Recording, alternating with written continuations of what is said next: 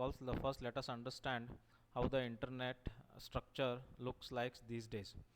So before, the internet structure was simply a tree which was having a single backbone, but now it is converted from single backbone to multiple backbone systems. You can see in the diagrams, which are run by different private corporations today. So these are the backbones you can see, which are run by the private networks, or the networks which the internet. Now these backbones are connected using the peering points. You can see the peering points. Different backbones are connected to the peering points.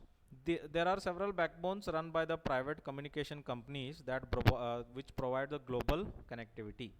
These backbones are connected by some peering points that allow the connectivity between the backbones. Backbones have to be connected to each other. That is accomplished by this peering points. At lower level, we have the provider networks. So these use the backbones for global connectivity but provide services to internet customers. Finally, at the last, we have customer network, which are nothing but our ISPs, that is internet service providers. And these internet customer network will provide the internet service to the customers. It means we can see this is a very complex internet structure which are made up of many backbones. Now first we have to understand what is hierarchical routing. So routing in the internet cannot be done using a single protocol, because there are two issues which we encounter. Number one, the scalability problem and an administrative issue. What is scalability problem? Scalability problem means the size of the forwarding table becomes huge if we use only one protocol. If the size of the table becomes very huge, then the searching for the destination becomes very time consuming, and updating and creating these tables will become very traffic. There will be a lot of traffic, because as we saw in the previous three algorithms, that the nodes will share their tables. If the tables are huge, then obviously traffic will be also huge. So that is the scalability problem which we encounter. The next one is administrative issue, which is related to internet structure. As we have seen in the previous diagram, it's a very complex internet structure. Each ISP is run by some administrative authority, Airtel, Jio, something, etc., etc. The administrator need to have the control over the system. If there is only one control, then administrator cannot have the control over their system. So that's why the organization must be able to use as many as subnets or the routers, depending upon the requirement of that administrative block. So that's why the only a single protocol cannot be used to run the whole internet. Now hierarchical routing means that considering each ISP, that is internet service provider, as autonomous system. In short, we call it as AS.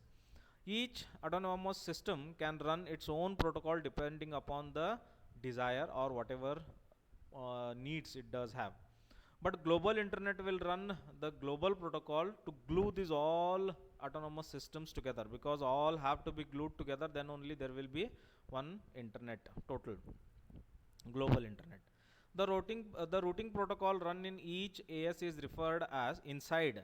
It is referred as intra autonomous system routing protocol, intra-domain routing protocol, or interior gateway protocol. The global routing protocol is referred as inter, means between the autonomous systems.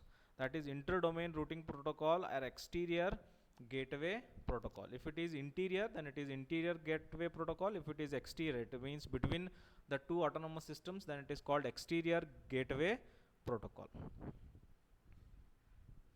Now autonomous systems of maybe of small size, medium size, or large size, each autonomous system is given autonomous number to identify by ICANN.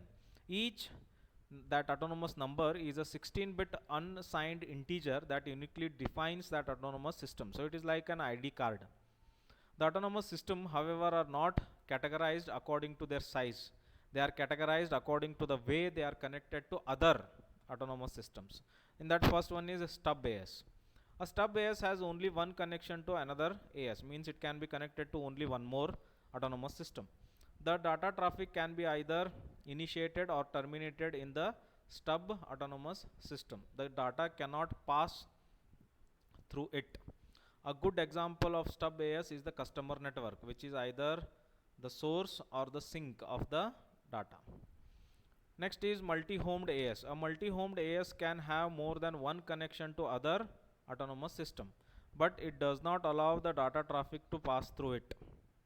A good example of such autonomous system is some of the customers' autonomous systems that use the services of more than one provider network, but their policy does not allow the data to pass through them. Then the transient one.